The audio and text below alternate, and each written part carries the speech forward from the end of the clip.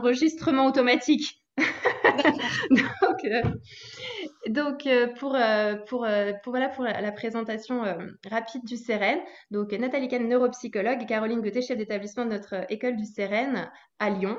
C'est une conférence qui va se dérouler donc en 3 temps.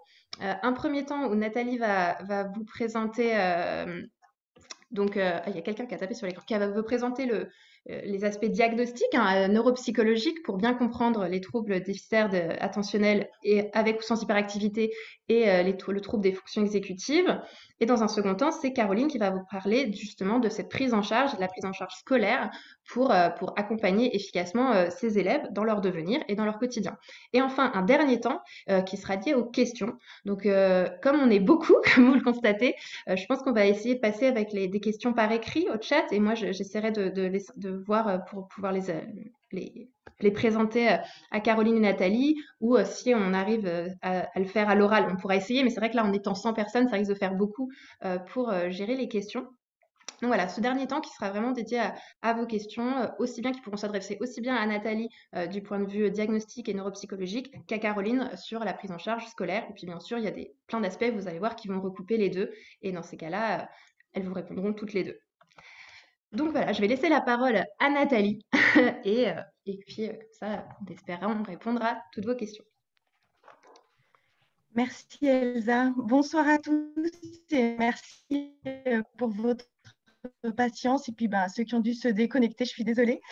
Donc nous allons parler du diagnostic de TDAH, des troubles des fonctions exécutives. On va commencer aussi par définir déjà ce que sont ces fonctions. Alors tout d'abord, une petite introduction pour resituer un petit peu tout ça. Elsa, si tu peux passer à la dia suivante. Oui, c'est bon. La voici, tout à fait. Alors, les fonctions attentionnelles et les fonctions exécutives, ce sont des fonctions instrumentales, c'est-à-dire que ce sont des fonctions qui sont au service de l'intelligence, qui servent d'outils à l'intelligence, au même titre que le langage, les praxis ou la mémoire, par exemple, qui sont aussi des fonctions qui servent d'outils. Ce sont des fonctions complexes, ces fonctions attentionnelles et exécutives, des fonctions de haut niveau, qui sont souvent intriquées, mais pas toujours. Alors, elles sont situées en avant de notre cerveau, dans notre lobe préfrontal, et elles vont maturer jusqu'à tardivement, jusqu'à l'âge adulte. C'est celles qui maturent en dernier, jusqu'à 18, 20, 22 ans à peu près, ça dépend des individus. On va cependant, bien sûr, toujours comparer les capacités de l'enfant par rapport à ce qui est attendu pour son âge. Et si le décalage est important, si le décalage est significatif, à ce moment-là, on va parler de trouble. Alors, un trouble de ces fonctions peut avoir un impact plus ou moins important sur la vie scolaire, mais aussi sur la vie quotidienne, sur la vie familiale, sur la vie sociale de l'enfant. On voit souvent de nombreux parents qui sont assez démunis dans la prise en charge de ces enfants, mais aussi dans la difficulté de l'acceptation des troubles par les personnes extérieures à la famille, que ce soit l'école, les amis ou la famille un peu plus élargie, parce que ces enfants ne sont pas toujours compris. Leurs difficultés sont parfois mal interprétées. Nous allons donc vous présenter un peu plus spécifiquement ce que sont ces fonctions, quels sont leurs troubles, et puis ensuite, ma collègue Caroline vous donnera des pistes dans la prise en charge de ces troubles, et notamment autour de la scolarité. Avant de rentrer aussi un peu plus dans le vif du sujet, il me semblait important de préciser que le professionnel de santé de référence pour tous ces enfants, c'est le pédopsychiatre. On en reparlera un petit peu plus tard. Alors, nous allons d'abord définir ces fonctions attentionnelles et exécutives. Et tout d'abord, on va débuter par les fonctions exécutives. Elsa, est-ce que tu peux... Il y a un petit temps de latence entre le moment où je passe et le moment où ça s'affiche. Okay. Merci beaucoup. Alors, les fonctions exécutives, qu'est-ce que c'est? Donc, comme je le disais, ce sont des fonctions de haut niveau, des fonctions complexes qui, en fait, vont regrouper un ensemble de processus très élaborés qu'on va mettre en place dans toutes les situations nouvelles. Alors, quand on parle de situations nouvelles, ça veut dire que ce sont des situations qui ne sont pas automatiques, pas routinières. Nous, on a un peu pour habitude de dire que ces fonctions exécutives, c'est le chef d'orchestre dans notre cerveau. Ce sont des fonctions de régulation qui nous permettent sans cesse de nous adapter, de répondre aux attentes d'une situation. Alors, comment est-ce qu'on fait ça? D'une part, déjà, on initie une réponse, on se met en route.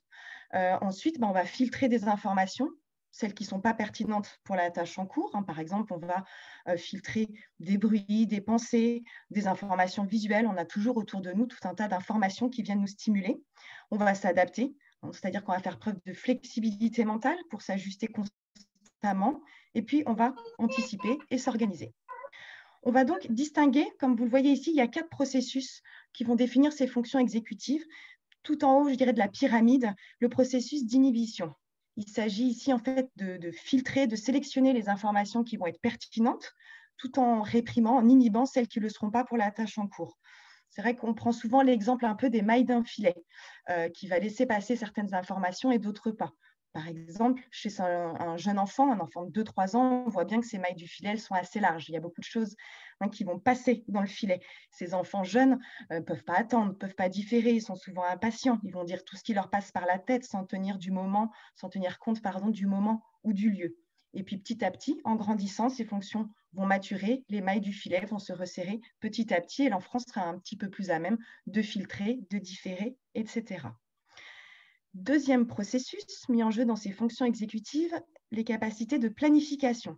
Donc, il s'agit ici d'anticiper, d'organiser, d'élaborer en fait une stratégie, un plan d'action pour répondre aux attentes. Alors, par exemple, dans la scolarité, imaginons, j'ai un DM d'histoire à rendre pour la semaine prochaine. Je sais qu'il va y avoir beaucoup de travail, j'ai des recherches Internet, des choses à rédiger, un plan à rédiger, etc. Je vais anticiper, planifier les choses pour répartir ma charge de travail sur plusieurs jours et je ne vais pas m'y mettre la veille au soir à 20 heures. De même, admettons que si je dois faire un trajet en voiture pour me rendre à un rendez-vous, je vais anticiper et planifier les choses, prendre en compte ce que j'ai emmené pour ce rendez-vous, combien de temps ça va me prendre pour partir à l'heure. Donc, les enfants qui ont des troubles de planification sont souvent des enfants qui font tout au dernier moment, qui sont en retard, qui ne rendent pas toutes leurs affaires, tout leur travail, qui oublient des étapes, des exercices, qui vont aller souvent directement à la conclusion. Par exemple, dans un exercice de mathématiques où, par exemple, on attend de l'enfant qu'il développe des étapes, ce sont des enfants qui vont souvent aller directement au résultat. Le résultat peut être bon, l'enfant a l'idée du résultat, mais on attend de lui qu'il développe les étapes et souvent, il va faire l'impasse sur ces étapes et aller directement à la conclusion.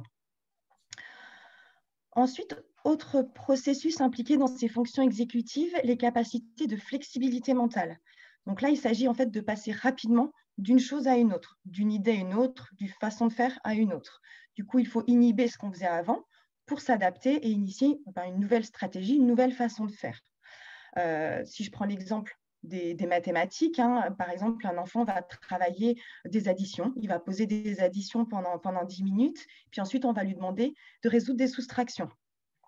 Un enfant qui va présenter des difficultés de flexibilité mentale, typiquement, il peut avoir du mal à passer aux soustractions et continuer à additionner. Ça ne signifie pas qu'il ne sait pas soustraire, ça veut dire qu'au niveau neurologique, il est encore dans le processus précédent et qu'il va faire ce qu'on appelle des persévérations. Il continue à additionner, il va avoir besoin d'un petit temps d'adaptation. Cette flexibilité mentale, ce n'est pas qu'elle n'est pas possible, c'est que souvent, elle prend un peu plus de temps. Il y a là un temps d'adaptation un peu plus long et dans ce laps de temps, il y a des erreurs qui vont être produites de type persévération. Enfin, le dernier processus impliqué dans ces fonctions exécutives, c'est la mémoire de travail. Donc, il s'agit là d'une mémoire très brève, c'est une mémoire à très courte durée qui nous permet de maintenir et de manipuler en même temps des informations. Alors, on la met en jeu dans beaucoup de choses, mais par exemple, quand on fait du calcul mental, si je vous demande de résoudre mentalement 12 fois 2 plus 4, il faut maintenir ces données, commencer à calculer, tout en maintenant ces données pour pouvoir arriver au résultat. On met aussi en jeu beaucoup cette mémoire de travail au niveau scolaire avec les doubles consignes, double ou triple consignes. On demande à un enfant souligne les verbes et entoure le sujet.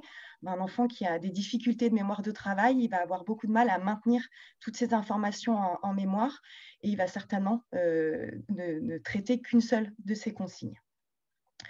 Donc, comme vous le comprendrez, ces fonctions sont très sollicitées dans les apprentissages où elles ont un rôle majeur et elles ont aussi un rôle important dans la régulation de tous nos comportements.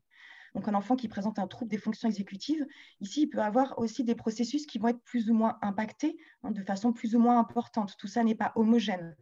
Un enfant peut avoir un important trouble de la planification, de flexibilité mentale, mais peut avoir une mémoire de travail qui est efficiente. Ça peut être les difficultés ou les potentialités peuvent être réparties de façon différente puisque ce sont des processus indépendants, même s'ils sont quand même liés entre eux. Nous allons maintenant aborder les fonctions d'attention, les fonctions attentionnelles. Les voici. Donc, on va distinguer trois fonctions d'attention principalement. Alors, l'attention, comme les fonctions exécutives, c'est une fonction très transversale. Ça veut dire qu'on s'en sert partout, tout le temps, et qu'elles sont nécessaires dans tout un tas de tâches de notre vie quotidienne et puis bien sûr dans la vie scolaire. Donc, on va distinguer d'une part l'attention focalisée, où ici, on va sélectionner parmi tout un tas d'informations celles qu'on va traiter en priorité, bien sûr par rapport à la pertinence de ce qu'on attend de nous à ce moment-là. Donc, on va parler de la vigilance, c'est-à-dire qu'il n'y a pas un traitement actif important tout au long de la tâche, mais un maintien qui va être suffisamment soutenu de l'attention pour pouvoir réagir au bon moment, au bon stimuli. Alors, par exemple, dans une journée de classe, l'enfant va devoir focaliser son attention sur ce que dit l'enseignant et pas sur ce que dit le camarade, les bruits extérieurs ou autres. Donc, il va vraiment se focaliser à ce moment-là sur l'enseignant. Deuxième composante de l'attention divisée, comme son nom l'indique, il va falloir diviser, partager son attention entre plusieurs activités, bien sûr en fonction, là aussi, de la pertinence. Il va falloir répartir logiquement ces ressources attentionnelles pour l'activité. Alors, on va par exemple solliciter cette attention divisée dans un travail de rédaction.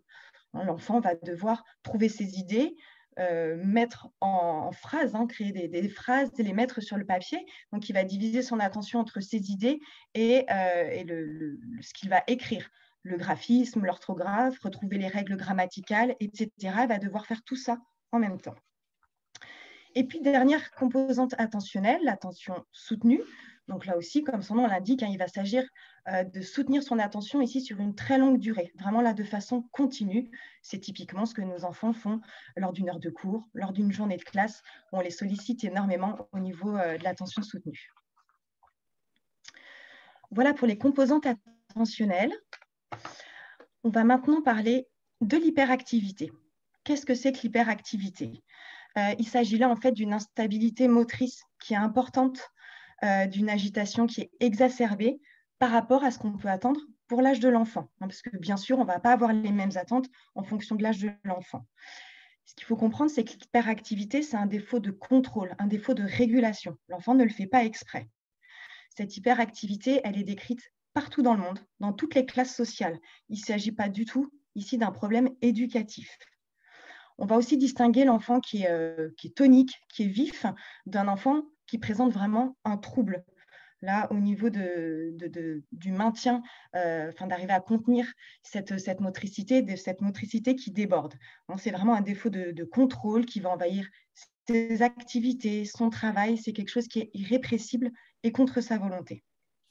Voilà, lui demander de ne pas bouger, de ne pas gesticuler, de ne pas se balancer, de ne pas manipuler quelque chose, ça lui demande un effort volontaire. C'est vraiment quelque chose d'intentionnel qu'il doit faire et il ne peut pas le maintenir dans la durée. Donc en général, quand on demande à ces enfants-là d'arrêter de bouger, ça va tenir 10 secondes, 30 secondes, 1 minute, et puis ça va reprendre le dessus. Voilà, donc il s'agit d'un manque d'inhibition du contrôle moteur, de quelque chose qui déborde l'enfant, quelque chose qui est plus fort que lui. Alors, cette agitation, chaque parent pourra le décrire à la maison où il est observé. Typiquement, ce sont ces enfants qui ne tiennent pas assis à table, qui changent de position tout le temps, qui ont toujours une bonne excuse pour se lever, qui même devant la télé sur le canapé vont changer de position, gesticuler. Des enfants qui souvent font tout un peu trop rapidement, qui sont très précipités, qui du coup bousculent, renversent assez facilement les choses. En classe, on les observe sur leur chaise, où parfois ils ont du mal à rester assis, donc ça peut rester relativement contenu sur la chaise, mais un enfant qui va beaucoup balancer les jambes, qui va toujours manipuler quelque chose, qui va le faire tomber. On voit des enfants qui ont une hyperactivité plus forte, qui vont même jusqu'à tomber de leur chaise parfois. Mais voilà, il y a tout le temps un mouvement constant, et c'est vrai que ce sont souvent des enfants qui sont bruyants, mais qui sont bruyants malgré eux. Là, il n'y a pas une volonté ici d'attirer l'attention sur soi. Maintenant que nous avons un petit peu défini ces fonctions d'attention, ces fonctions exécutives et ce qu'était l'hyperactivité, on va parler un peu plus précisément du trouble de l'attention, qu'on appelle aussi TDAH, alors avec ou sans le H. De quoi s'agit-il? Donc on parle, la définition, c'est le trouble du déficit de l'attention, avec ou sans hyperactivité, avec ou sans impulsivité. Donc, il s'agit là d'un trouble des apprentissages neurodéveloppemental, comme pour tous les autres troubles 10, comme une dyslexie, une dysphasie, une dyspraxie. Ce sont là aussi des troubles des apprentissages neurodéveloppementaux. Donc, ça veut dire que c'est un trouble qui est neurologique, qui fait partie de l'enfant depuis sa naissance et dont on va observer les manifestations au cours de son développement, à des âges différents en fonction de chaque fonction cognitive qui est sollicitée. Donc, le diagnostic, il va être posé grâce à des évaluations qui sont standardisées. On se base sur des tests qui sont étalonnés avec des moyennes, des écarts types en fonction de l'âge de l'enfant, comme pour toutes les autres fonctions cognitives. Pour vous donner un ordre d'idée, le TDAH concerne 5,5% des enfants dans le monde, et en France également, et 3 à 4% des adultes. Là aussi, dans le monde, là, les manifestations seront un peu différentes chez l'adulte. Alors, on distingue 3 caractéristiques essentielles qui vont préciser ce diagnostic de TDAH, selon la nomenclature du DSM. Il y a d'une part l'inattention. Donc, comme vous l'avez compris, il s'agit ici d'un trouble de l'attention, d'une difficulté à soutenir et à moduler son attention. D'autre part, l'hyperactivité, donc qui est le fait de remuer exagérément, d'avoir du mal à rester tranquille, de parler beaucoup, etc. Troisième composante, l'impulsivité, qu'on peut observer sur le plan moteur, mais aussi sur le plan verbal ou sur le plan social. Il s'agit là d'enfants qui parlent et qui agissent avant de réfléchir, qui ont souvent du mal à percevoir les liens entre leurs actes et les conséquences de leurs actes parce qu'ils font tout un peu trop vite. Ils vont manquer de patience, ils vont couper la parole, ils vont être parfois aussi très envahissants avec les autres. Alors, quand on parle de TDAH, en fait, la combinaison de 1, 2 ou 3 symptômes est possible. On peut avoir, par exemple, des enfants qui présentent uniquement un trouble de l'attention, donc sans impulsivité, sans hyperactivité. On va à ce moment-là parler de trouble du déficit de l'attention de type inattention prédominante. Donc, c'est vrai que dans ce cas-là, c'est un trouble qui passe beaucoup plus inaperçu, qui est beaucoup plus discret, puisque l'enfant a l'air focalisé sur la tâche. Pour autant, son cerveau décroche, mais c'est moins perceptible qu'un enfant qui est très agité, dont on peut voir les décrochages attentionnels. Le TDAH, donc le trouble de l'attention avec impulsivité et hyperactivité, c'est donc en fait un trouble de l'attention qui est associé à un trouble des fonctions exécutives, qui est associé à un défaut de régulation important. C'est en fait un manque d'inhibition du contrôle moteur, du contrôle verbal, associé à un trouble attentionnel. Alors, le manque de contrôle émotionnel, il fait aussi partie du TDAH.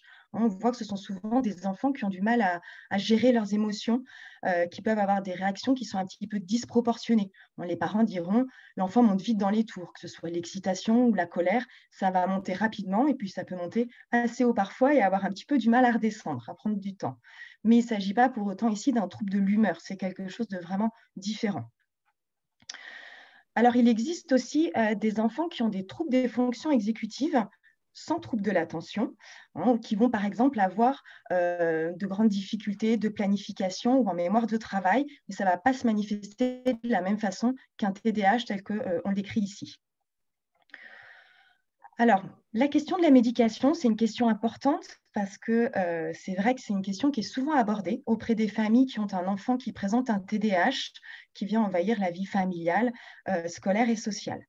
Donc, il ne s'agit pas ici de faire la promotion d'un traitement, mais il me semble important de vous donner des données scientifiques, puisqu'on voit beaucoup d'informations erronées qui peuvent être véhiculées par les médias ou sur Internet.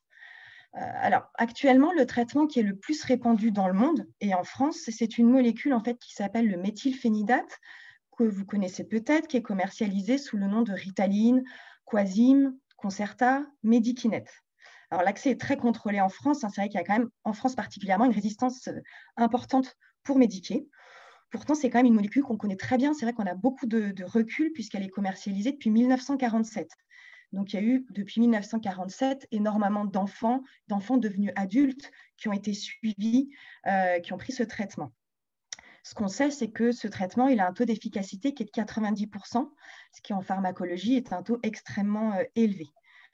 Le principe de ce médicament, un principe, on va dire, neurochimique, sans rentrer dans les détails, c'est en fait une molécule qui va bloquer les transporteurs de la dopamine dans les synapses. Il ne s'agit pas du tout ici de shooter l'enfant, c'est des choses qu'on peut entendre parfois. Il s'agit vraiment ici, en fait, l'intention du médicament, de cette molécule, c'est d'augmenter les capacités d'attention. Ce qui a souvent aussi un effet sur l'agitation et l'hyperactivité qui va être en conséquence également diminuée.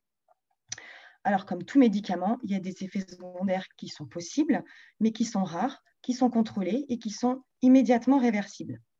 Ce médicament, il agit en fait sur quelques heures. C'est pour ça qu'en général, les enfants le prennent de façon journalière, de façon quotidienne, le matin notamment, avant d'aller à l'école. Il va y avoir une durée d'action sur un certain nombre d'heures, tout dépend de la posologie et de la molécule. Et ensuite, les effets vont se dissiper. Je pense que c'est important de préciser que c'est aussi un médicament pour lequel il n'y a aucun effet d'accoutumance et de dépendance. Et puis, il y a des données récentes qui montrent également que cette molécule, prise sur la durée, a un effet neuroprotecteur. Ça veut dire qu'en fait, elle va améliorer le développement des fonctions attentionnelles et exécutives avec une prise un petit peu sur le long cours. Alors, c'est vrai qu'on va quand même apporter une vigilance particulière pour les enfants qui présentent un trouble anxieux généralisé. Donc là, ça concerne juste une minorité de ces enfants. Mais pour eux, on fera attention parce qu'on va systématiquement associer une prise en charge psychologique à la prise médicamenteuse. Hein. On va plutôt proposer des thérapies qu'on appelle cognitivo-comportementales, les TCC, parce qu'en fait, le médicament, il ne va pas générer de troubles anxieux, de dépression ou d'idées noires, mais c'est vrai qu'un trouble anxieux qui serait déjà présent peut être un peu plus prégnant sous prise médicamenteuse. Donc, c'est aussi pour ça que c'est très important que l'enfant soit suivi par un pédopsychiatre dès le diagnostic posé pour vraiment prendre en compte tous ces éléments et pouvoir apporter les aides qui sont ajustées aux besoins de l'enfant. On y reviendra de toute façon un petit peu plus tard si vous avez des questions à la fin de cette présentation. Alors, on a évoqué pas mal de choses. Je vais revenir un petit peu concrètement sur les impacts scolaires et dans la vie quotidienne des manifestations de ce trouble attentionnel et du trouble des fonctions exécutives, même si j'ai déjà évoqué un certain nombre de choses. Ce qu'on peut observer, c'est que ce sont des enfants qui peuvent manquer d'organisation, qui vont oublier, perdre leurs affaires, oublier l'agenda à l'école, oublier le livre, etc. C'est des choses assez courantes. Ce sont des enfants qui paraissent infatigables, mais qui peuvent fatiguer les personnes autour d'eux. Les parents ou les enseignants pourront dire il est usant, il prend beaucoup de place. Ce sont des enfants qui vont souvent couper la parole, répondre avant la fin d'une question, pas prendre le temps de lever la main en classe pour répondre un peu de façon intempestive parce qu'ils ont la réponse qui leur brûle les lèvres. Des enfants qui ont du mal à attendre et qui peuvent aussi avoir du mal à se repérer dans le temps. Il y a un manque de contrôle également dans l'expression des émotions, des idées, des mouvements, comme vous l'aurez compris, qu'on a un petit peu décrit au préalable. Des enfants très impulsifs qui vont parler avant de réfléchir, qui vont dire tout ce qui leur passe par la tête, même si ce n'est pas le lieu ou le moment. Des enfants qu'on écrit aussi beaucoup comme étant dans la lune, qui se laissent facilement distraire, qui sont très distractibles par le moindre détail, mais qui pour autant, ce qui peut étonner, parfois contraster, c'est qu'avec une forte motivation sur une tâche qui plaît, c'est un enfant qui peut aussi rester concentré un certain temps. On va observer pas mal d'erreurs d'étourderie dont il ne va pas forcément tirer conséquence et des erreurs qui peuvent se répéter d'un jour à l'autre. Les apprentissages peuvent être difficiles en conséquence avec des résultats scolaires qui sont souvent malheureusement pas le reflet de leurs compétences et du travail qui peut être fourni à la maison. On observe aussi souvent cette hétérogénéité dans les performances. Un travail peut être bien réussi un jour, moins bien réussi le lendemain, ce qui peut déstabiliser tout le monde alors que les notions sont comprises et que ça peut être de nouveau mieux réussi le surlendemain. Cette hétérogénéité dans le temps est quand même fréquemment observée. Ce sont des enfants qui font tout rapidement, qui peuvent vraiment donner l'impression de bâcler, mais il n'y a pas là une volonté d'aller vite et de bâcler, de se débarrasser. C'est plus fort qu'eux et ça les déborde. On observe aussi que souvent les affaires ne sont pas rangées, ce manque d'organisation, avec des feuilles volantes un petit peu partout, qui ne sont pas bien rangées dans les classeurs, voire même qui sont écrasées au fond du cartable, parfois déchirées, des cahiers qui peuvent paraître très brouillons, très sales. Voilà. On aura évoqué un petit peu toutes ces choses-là, toutes ces manifestations. Alors, il ne s'agit pas du tout là d'une liste exhaustive, il s'agit d'exemples d'observation et tous les enfants avec un TDAH ne présentent pas l'ensemble de ces manifestations non plus. Ce sont vraiment des exemples pour vous rendre les choses un petit peu plus concrètes. Je vais terminer avec une dernière question qui est la question du comportement parce que finalement, quand on parle de TDAH, est-ce qu'il s'agit d'un trouble du comportement ou pas ? L'hyperactivité et l'impulsivité ne sont pas des troubles du comportement. Comme vous l'aurez compris, j'espère, il s'agit là d'un défaut de régulation, d'un défaut de contrôle, de quelque chose que l'enfant ne peut pas contenir et qui le déborde. Il fait avant de réfléchir, il bouscule, il renverse, mais il n'y a pas de volonté ici de mal faire, il n'y a pas une volonté de se débarrasser et de faire vite, il n'y a aucune intention de mal faire. Et cette intentionnalité, c'est le point qui est important, c'est qu'il voilà, y a pas cette intentionnalité chez ces enfants, c'est fait plutôt par précipitation et parce que ça les déborde, parce que leur cerveau ne leur permet pas de prendre le temps, d'anticiper, de se poser, de filtrer les gestes ou les paroles qui ne seraient pas adaptés à la situation. Alors, petite précision, les études scientifiques montrent qu'il y a quand même 25% des enfants qui ont un TDAH non traités de façon médicamenteuse qui vont développer ce qu'on appelle un TOP, un trouble d'opposition avec provocation. C'est vrai que les enfants qui ont un TDAH sont des enfants qui sont souvent fatigants, qui prennent beaucoup de place et qui sont des enfants qui sont souvent réprimandés, recadrés. Hein, souvent, on va intervenir pour leur dire de ne pas faire ci, de ne pas faire ça. Et en conséquence, ils vont quand même avoir une estime d'eux-mêmes qui va nettement chuter.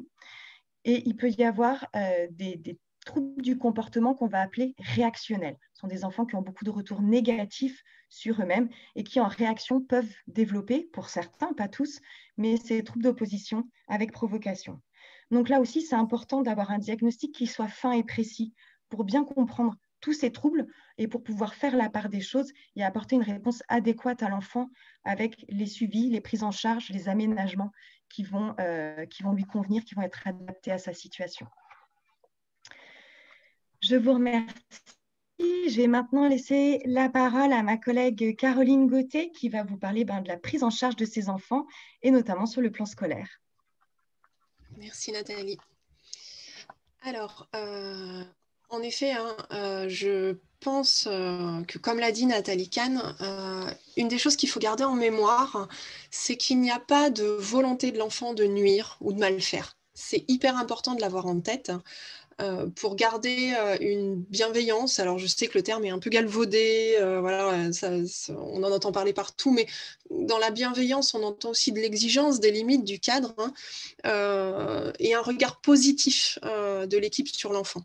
Et surtout, beaucoup de communication. Notamment, on a un exemple frappant qu'on a régulièrement lorsqu'on reçoit un dossier d'admission dans nos écoles, sont les appréciations qu'on trouve sur les bulletins. Alors, je sais que c'est très complexe d'avoir un enfant avec des troubles des fonctions exécutives dans sa classe, mais ce qu'on retrouve fréquemment au-delà du comportement, c'est des appréciations comme devrait se concentrer davantage, pourrait faire preuve de plus de concentration, devrait être attentif. Alors, c'est vrai que souvent, la première chose à laquelle on pense quand on parle d'un enfant avec un trouble de l'attention, c'est la première chose à laquelle on pense. Voilà, il ne se concentre pas. Mais malgré tout, c'est vrai que nous avons pris le parti au CEREN de ne pas mentionner ce genre de choses hein, sur les bulletins, car ça revient à pénaliser l'élève et en impliquant directement son trouble. Et c'est un trouble neurodéveloppemental, donc on ne voit pas pourquoi on devrait le pénaliser par rapport à ça. Donc en clair, il vaut mieux rester sur des compétences scolaires. Déjà, ce n'est pas forcément évident. Mais du coup, en restant sur la compétence scolaire, on est dans une logique positive. On n'est pas dans un jugement de valeur par rapport à son trouble. Voilà. Et la première question à se poser quand même, c'est comment on met en place un cadre structurant et bienveillant dans l'établissement et ou dans la classe, hein, sans que ça devienne trop contraignant. Parce qu'on sait que quand c'est trop contraignant, on le met en place au départ parce qu'on est motivé, parce qu'on veut essayer. Mais sur du long terme, c'est trop difficile à tenir. Et pour que ce soit plus facile à tenir, en tout cas, les outils qu'on doit vous présenter, nous, doivent être cohérents, efficaces et faciles à mettre en place. Voilà. C'est pour ça aussi que je vais insister un peu sur la politique d'établissement, parce que je pense que c'est important de penser les choses en équipe. Et quand j'entends équipe élargie. Hein. Quand un enfant a un TDAH, un trouble des fonctions exécutives, tout le personnel doit être informé de l'impact de ces troubles. Quand je dis tout le monde, c'est ce que le trouble va avoir un impact sur sa vie à l'école. Donc c'est du chef d'établissement, en passant par les professeurs qui ont l'élève, mais aussi les professeurs qui n'ont pas l'élève, parce qu'ils vont le croiser dans les couloirs. Donc en fait, ils peuvent aussi être amenés à avoir des situations de communication avec cet élève, et aussi et c'est d'autant plus important quand c'est un enfant avec des troubles exécutifs, des personnels de vie scolaire, des personnels de restauration. En fait, c'est important que tous soient au courant pour aboutir à une homogénéisation des pratiques et une cohérence en fait, des décisions d'équipe. C'est pour ça qu'il va falloir organiser. Et pour organiser, il faut des outils. Donc, on va déjà parler évidemment de l'organisation de la vie quotidienne, en cohérence avec l'organisation scolaire. Alors, il y a deux choses plutôt faciles à mettre en place. C'est la limitation des distracteurs et le placement dans la classe. Vous verrez que la limitation des distracteurs, je sais que beaucoup de professeurs, notamment, aiment afficher des posters, des affiches dans leur classe. En soi, il paraît que ça peut aider certains élèves à mémoriser que de voir l'affiche. Et ça se fait beaucoup dans les classes de maternelle, notamment, où vous rentrez dans une classe de maternelle, vous avez l'alphabet, vous avez tout. Enfin, voilà, et les élèves s'en sortent très bien. Nous, dans nos classes au CEREN, par exemple, la première fois que les familles visitent, elles trouvent qu'il manque quelque chose.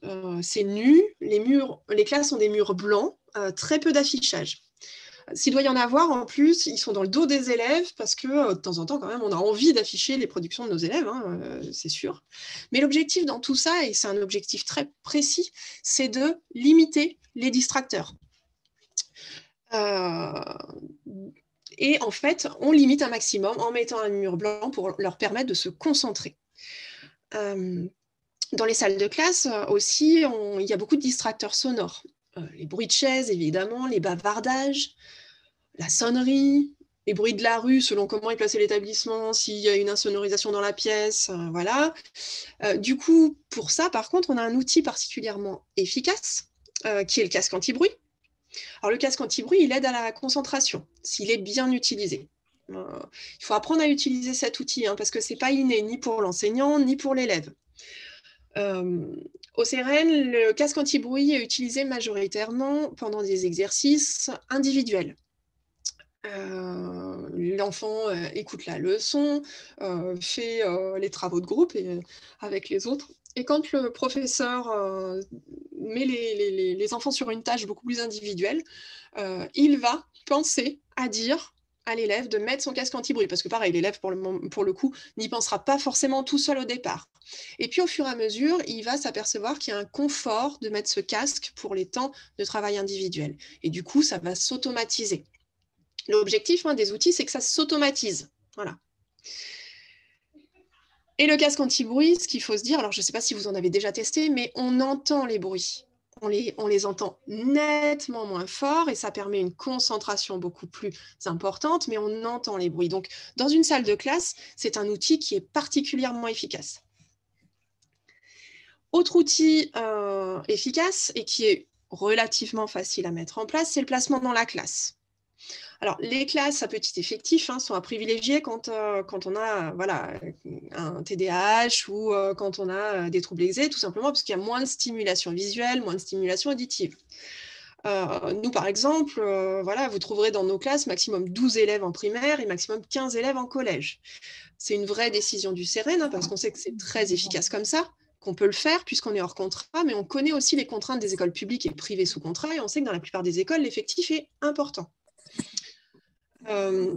Si c'est le cas pour vous, si l'effectif est important dans la classe de votre enfant ou dans votre classe en tant qu'enseignant, il faut privilégier une place près du professeur ou près du bureau du professeur.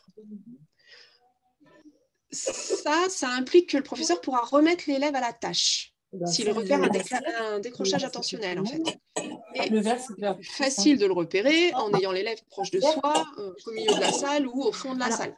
Caroline, je t'interromps une seconde parce qu'il y a quelqu'un là aussi, qui on ne va pas interpeller l'élève forcément en le nommant. Si vous avez un élève qui décroche 10, 15, voire 20 fois dans le cours, si vous l'appelez à chaque fois, ça va un petit peu quand même reporter toute l'attention sur lui. Donc, ce qu'on vous conseille, c'est de mettre en place un signal, en fait, que vous aurez décidé avec l'élève. Ça marche. Et ça marche aussi à la maison pour le temps des devoirs, pour les parents. Alors, ça peut être un tout petit claquement de doigts, ça peut être un smiley que vous faites glisser sur le bureau, ça peut être le fait de tapoter sur son bureau. Alors, j'ai bien dit tapoter, hein, pas taper sur le bureau. L'objectif, c'est de ramener l'élève à l'écoute, pas complètement de le démobiliser ou de l'effrayer. Voilà. Et ça, c'est quelque chose qui fonctionne plutôt bien parce que le décrochage, en fait, intentionnel, l'enfant, alors il y a certains enfants qui ont des décrochages intentionnels qui se voient moins et du coup qu'on repère moins et ils vont plus vite se remettre en fait dans la tâche. Il y en a d'autres, si vous n'allez pas les chercher, ils ne se remettront pas tout seuls. Caroline, Ils ne sauront plus où ils en sont. Voilà. Donc ça, c'est très efficace pour faire revenir l'élève. Caroline, je te coupe une seconde parce que je demande, il y a quelqu'un qui a pareil, un micro. pas de place près d'une porte si possible, hein, sinon vous imaginez bien qu'à chaque entrée-sortie, il va décrocher, ou près d'une fenêtre parce qu'il y a la possibilité de regarder à l'extérieur et de se démobiliser hyper rapidement. Et de préférence, sur le placement en classe, on choisit un élève calme à côté. Et on préfère les tables individuelles, parce que comme ça, il ne dérange pas le voisin s'il n'arrive pas à contrôler son agitation motrice. Vous voyez, le placement dans la classe, c'est un vrai sujet pour ces élèves. Il faut s'y pencher dès le départ pour que ça s'automatise rapidement. Et puis surtout, il faut y réfléchir. C'est pour ça que quand vous savez que vous avez un élève avec des troubles exécutifs qui arrive dans votre effectif, c'est important aussi de penser les choses. Et le placement dans la classe va être très important à penser. Du coup, ça nous fait passer à l'organisation de la vie scolaire, hein, puisque la vie scolaire, au sens large, hein, elle a besoin d'être très ritualisée pour ces enfants. Ces élèves ont besoin de temps pour s'installer dans la classe, pour arrêter de s'agiter, pour se poser. Pour ça, ils ont besoin de rituels, de calme. C'est ce qui va leur permettre de rentrer dans les apprentissages. Hein. Et je vais rebondir sur ce que disait Madame Kahn. Ces rituels vont permettre une réelle flexibilité mentale, chose qui leur manque un petit peu. Alors, je vais vous donner des exemples de rituels au CEREN, puisque c'est là où je suis actuellement, même si je sais que beaucoup de professeurs en ont déjà, ils ne s'en rendent pas toujours compte, ils sont moins formalisés, mais on voit en ça, les classes de maternelle sont de super exemples. Il y a beaucoup de rituels, c'est très ritualisé, et ça correspond vraiment très bien. Nous, en primaire, par exemple, on utilise un rituel qui s'appelle le quad 9. Alors, ce rituel, ce n'est pas un rituel tous les jours, c'est plusieurs fois par semaine, mais c'est à chaque fois le matin. L'objectif, c'est qu'un élève de la classe rapporte quelque chose qui l'intéresse, prenne un temps pour expliquer ce que c'est, montrer l'objet, si ça en est un, sinon montrer peut-être un petit reportage qui correspond au sujet. Et pendant ce temps-là, les autres élèves écoutent, sont seulement dans l'écoute. Ils n'ont pas le droit, pas l'autorisation de parler à ce moment-là.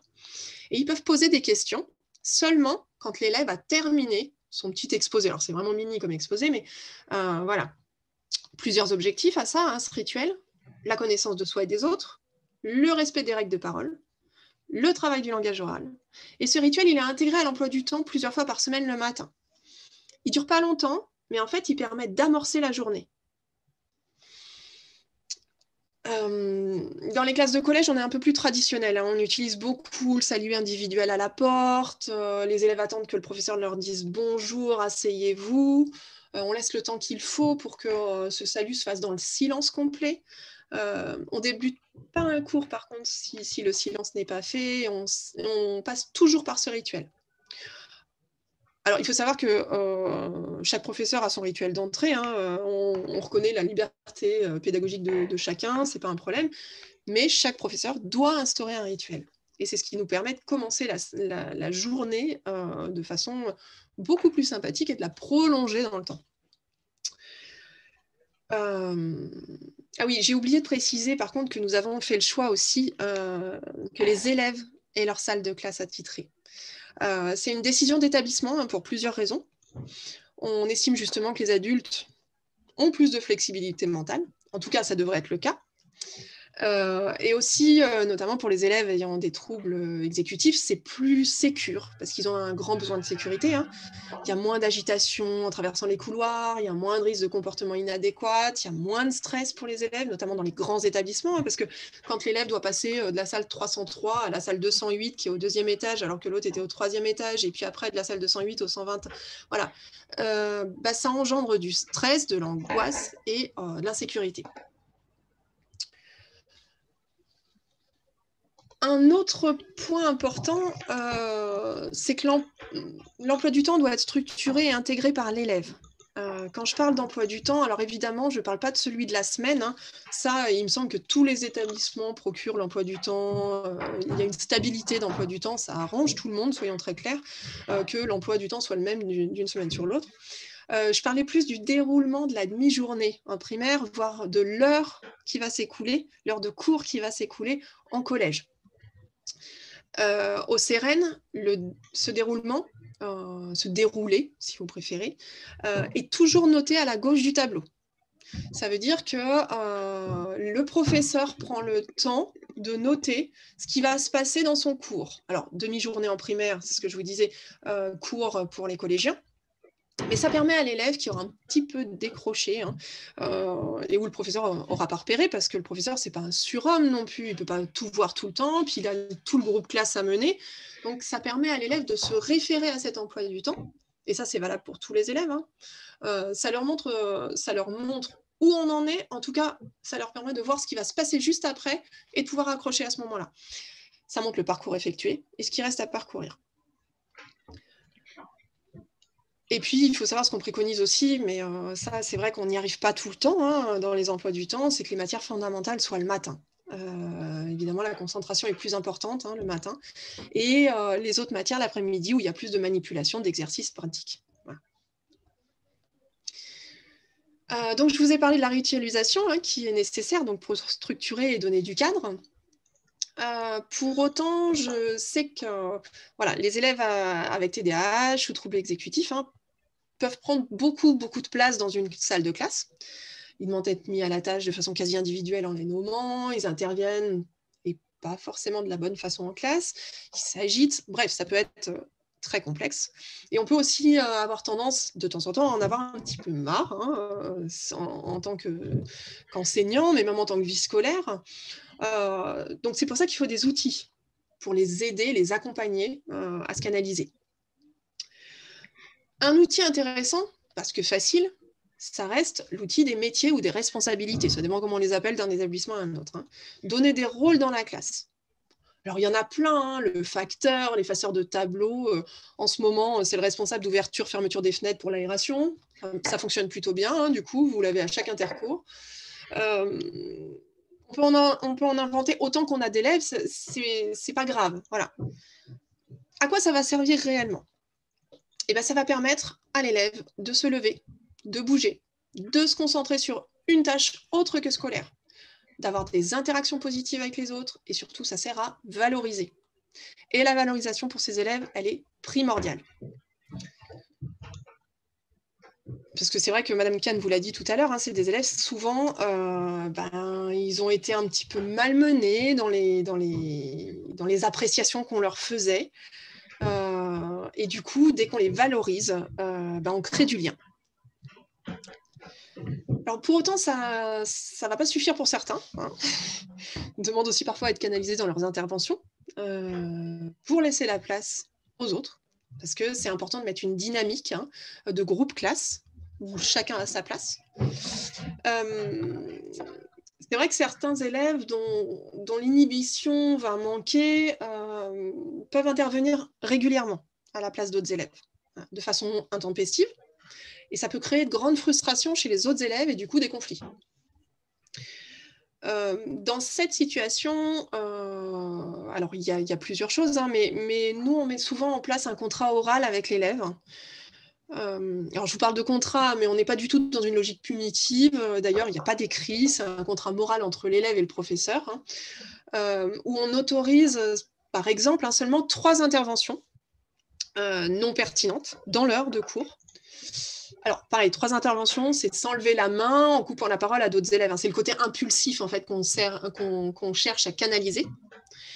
Et au début, l'élève va se trouver en difficulté. Ben, forcément, hein. Il va se trouver en difficulté par rapport à cette règle. Hein. Mais bon, au fur et à mesure, il va apprendre à canaliser ses interventions et à conserver ses 3 chances. Et ça va être un vrai challenge pour lui de conserver ses 3 chances. Il faut partir du principe que l'élève n'y arrivera pas tout de suite. Donc, on reste calme, modéré, pour stopper l'intervention de l'élève, parce qu'on peut se dire, bah oui, mais je vais lui dire ça, mais en fait, il va intervenir 5-6 fois, je ne vais pas l'arrêter. En fait, c'est très simple comme geste, et en même temps, on n'y pense pas forcément. C'est la main, stop, c'est pas à toi de parler, je demande la parole à un tel. Et il va recommencer. En fait, son impulsivité va faire qu'il va, bah oui, mais non, stop, c'est pas à toi de parler. Et là, si vous le répétez 2-3 fois de suite sur un ton hyper monocorde, en règle générale, il s'arrête.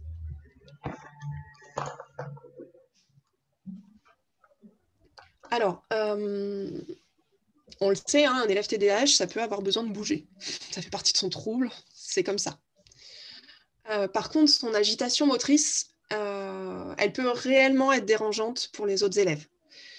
Il faut s'en souvenir. C'est pas parce qu'un élève est TDAH qu'il aura le droit de bouger dans tous les coins de la classe ou d'aller voir les autres pendant qu'il travaille. Voilà, les possibilités de bouger, elles doivent être canalisées, réglées, gérées par les adultes. Donc, il y a plusieurs outils qui sont disponibles pour permettre à tous d'être pris en compte dans la classe et d'avoir cette agitation. Et je reviendrai dessus après. Je voulais aussi quand même appuyer sur les temps de vie scolaire, comme les récréations ou les temps de repas, qui peuvent vraiment être des moments difficiles, des temps difficiles pour l'élève, même s'il ne s'en rend pas forcément compte. Pourquoi ? Parce qu'il y a plus d'agitation, plus de stimulation de toutes sortes. Donc, certains élèves, la majorité des élèves qui ont des TDAH ou qui ont des troubles excès, ont besoin de décharger leur trop-plein d'énergie pendant les récréations. C'est normal, c'est le moment où ils peuvent le faire. C'est pourquoi c'est une erreur de supprimer des morceaux de récréation ou une récréation. C'est le moment où tout le monde peut souffler et recharger son énergie pour travailler, aussi bien l'adulte que l'enfant. Ce temps-là, il devrait être un temps où tout le monde respire pour pouvoir bien recommencer la suite des cours. Je ne dis pas de laisser passer les choses avec ses élèves. Je pense juste qu'il est nécessaire pour chacun de prendre du recul pendant ce temps de récréation. Et le TDAH, il ne prendra pas de recul si on l'assit sur une chaise en attendant la récré ou si on lui demande d'attendre debout pendant 5 minutes avant d'aller en récré. Donc, l'objectif, c'est quand même de recréer le lien avec lui. Et donc, on lui dit d'aller en récréation et qu'on le verra ensuite. Et on se revoit ensuite pour faire le point, répéter, réexpliquer les attendus pour le prochain cours. On est toujours dans la logique où il ne le fait pas exprès. Il n'a pas pu canaliser, il ne l'a pas fait exprès. Alors, je vais parler aussi d'une situation qu'on a vécue, qu'on vit de temps en temps. Voilà, parce que là, je vous dis, laissez-les aller en récréation, il n'y a aucun problème. Enfin, voilà. Il y a quand même une situation où certains élèves, et c'est une minorité, d'élèves avec des troubles exécutifs, où la récréation va les surstimuler. Et du coup, ils n'arriveront plus du tout à se canaliser sur le cours d'après. Vous êtes tous des experts de vos enfants, ou de vos élèves, si vous êtes professeur, et vous êtes en capacité de ressentir ce genre de choses. Tiens, j'ai l'impression que la récréation ne lui fait pas du bien, ça fait plusieurs fois que je le vois revenir, il revient, il est encore plus énervé, il est encore plus en colère. Ça peut arriver. Et vous avez cette sensation, et c'est important de prendre en compte cette sensation, d'en discuter avec l'élève, et potentiellement de pouvoir lui proposer un endroit calme où passer sa récréation. Une bibliothèque, un CDI, une classe ouverte, une activité, je ne sais pas, voilà, à part. Mais il y a certains élèves qui auront besoin de ça pour arriver à canaliser leur comportement. Il faut savoir que tout n'est pas rose dans le parcours de ces élèves, mais aussi dans le parcours de l'enseignant ou de la vie scolaire qui doivent prendre en charge l'élève. C'est aussi important de se le dire, parce que ce n'est pas forcément facile d'être dans cette relation. Donc pour ça, on utilise souvent une méthode l'EMR, établir, maintenir, restaurer. Établir, c'est cultiver une relation positive avec l'élève. Hein. Donc, c'est apprendre à le connaître, notamment par ses centres d'intérêt, qui, pour lui, sont hyper importants. Utiliser un mode de communication positif, c'est le fait de passer un petit peu de temps avec l'élève de temps en temps, sur sa récré ou sur une activité particulière. C'est un temps particulier avec cet élève. Voilà. Pour établir le lien.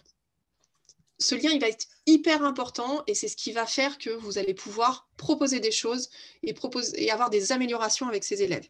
C'est l'affect. Maintenir, évidemment, c'est mettre en place des efforts proactifs pour éviter que la relation se dégrade à certains moments où ça va moins bien. Donc dans l'accueil de l'élève, dans se concentrer sur les bonnes nouvelles, sur les progressions, parce qu'on a souvent tendance aussi dans les moments où ça va moins bien à se concentrer sur ce qui va moins bien. Voilà. C'est logique, hein, on est comme ça, donc il faut se faire violence et se concentrer sur le positif. Et le restaurer. Le restaurer, c'est quand ça s'est mal passé, c'est chercher à réparer. Voilà, réparer la relation avec l'élève et ne pas laisser s'envenimer les choses. Donc l'EMR, établir, maintenir, restaurer, c'est super important et ça peut aller avec n'importe quel élève. Hein. Maintenant que je vous ai donné 2-3 petites clés, je vais passer à l'organisation du travail et vous donner 2-3 petites clés sur l'organisation du travail. J'ai coupé mon micro là, je passe les slides. Donc, les temps de travail doivent être bien déterminés. C'est des temps de travail qui sont séquencés avec ces élèves, mais qui sont séquencés et explicités aux élèves. C'est un peu ce que je vous disais tout à l'heure avec l'écriture du déroulé au tableau, mais aussi, voilà, sur ce déroulé, vous pouvez aussi indiquer si c'est un temps de travail individuel, un temps de travail collectif, pour que l'élève apprenne à anticiper ce qui va se passer dans sa demi-journée ou dans son heure de cours. Pareil, au CERN, on intègre aux heures de cours ce qu'on appelle des pauses cerveau. Alors, les pauses cerveau, dans le cours, on en a à peu près 1 ou 2 fois dans le cours. Voilà. On arrête tout. Et on fait un temps de silence, peut-être dans les mains, ou on écoute de la musique, ou on fait un jeu. C'est un peu en fonction du professeur qui le mène. Hein. Ça permet une respiration dans un cours. Voilà. C'est toujours très cadré. Le professeur dirige sa pause cerveau. Le cours reprend au bout de 5 minutes. Voilà, c'est timé. Hein. D'ailleurs, je ne l'ai pas dit avant, nos cours durent 1h15. Parce que nous intégrons en fait ces rituels, ces pauses cerveau, et puis on a pour objectif le brevet comme beaucoup d'établissements, et donc l'objectif c'est aussi de préparer les élèves à savoir utiliser le tiers-temps. Donc ça, je sais que ce n'est pas forcément évident de faire des cours d'1h15 dans les établissements parce que en fonction des matières, de plein de choses, ce n'est pas vous, en tant que professeur, qui décidez. Mais par contre, les pauses cerveau, vous pouvez les intégrer quand même. Vous pouvez en mettre une en moitié, par exemple, de cours. Un autre outil qui utilise le temps, c'est le 20 minutes, 5 minutes. Alors, il n'est pas utilisé pour tous les élèves. C'est vraiment lorsque l'élève a un gros TDAH qu'il n'arrive pas à canaliser. On utilise le 20 minutes, 5 minutes. 20 minutes de cours, 5 minutes de respiration. 20 minutes de cours, 5 minutes de respiration. Et ça, sur toutes les plages horaires. Comment on fait aussi? Alors, soit il a vraiment besoin de bouger et il sort de classe. C'est possible. Soit il reste en classe avec une activité qui lui plaît pendant 5 minutes. C'est un outil qui est très efficace en règle générale. Et qui doit évoluer en fonction de l'évolution de la concentration de l'enfant. Vous verrez qu'au bout d'un certain temps, le 20 minutes, vous allez vous rendre compte que l'élève se sera concentré et aura fait sa tâche pendant 20 minutes. Il n'a plus forcément besoin de sortir. Donc, vous allez rajouter 5 minutes au fur et à mesure. Alors, toujours pareil, en concertation avec l'enfant sur ce genre d'outils, parce que ça ne doit pas être pris comme une sanction. On ne le sanctionne pas, on ne l'enlève pas du cours comme ça, 5 minutes, parce que voilà.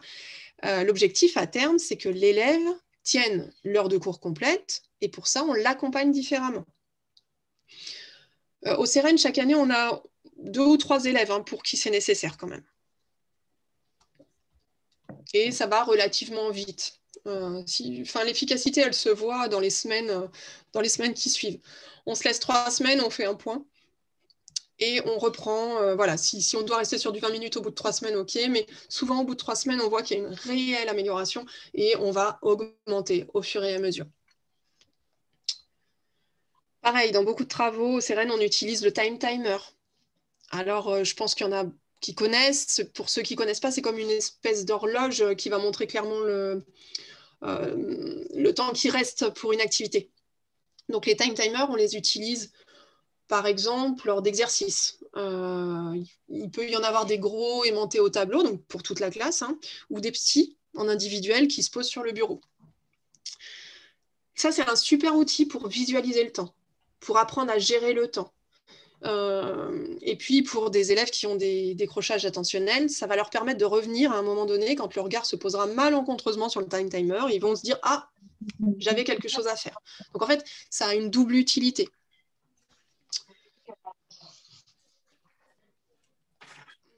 Un autre outil qui est très utile pour certains et qui sert à l'organisation sont les fiches de procédure.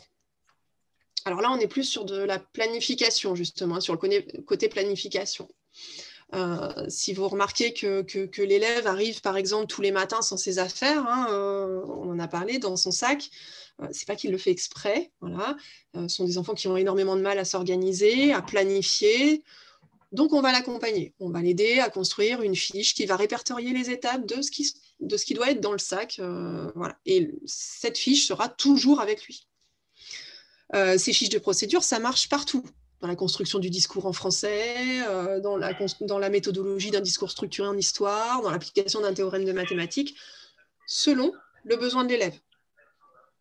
La seule chose, c'est que ces fiches sont très visuelles, claires, hein, structurées, construites avec l'élève pour qu'il adhère et qu'il intègre aussi cette fiche de procédure. Donc, il faut la construire avec lui.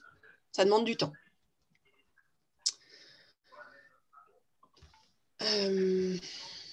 Alors maintenant, je vais vous parler un petit peu d'outils matériels, plus matériels. Elsa, est-ce que tu peux... Merci. Il y a des outils matériels alors, il y en a plein. Hein. Il y en a plein. Là, je vais parler des outils que nous, on utilise au quotidien, donc qu'on a testé, en fait, hein, parce qu'il y en a beaucoup, beaucoup, beaucoup. Il y en a beaucoup qu'on a du mal à utiliser. Voilà. Pour la concentration, c'est ce que je vous disais, hein, le casque anti-bruit, pour moi, vraiment, ça devrait faire partie des fournitures scolaires, en fait. C'est vraiment un outil, quand il est bien utilisé, c'est génial.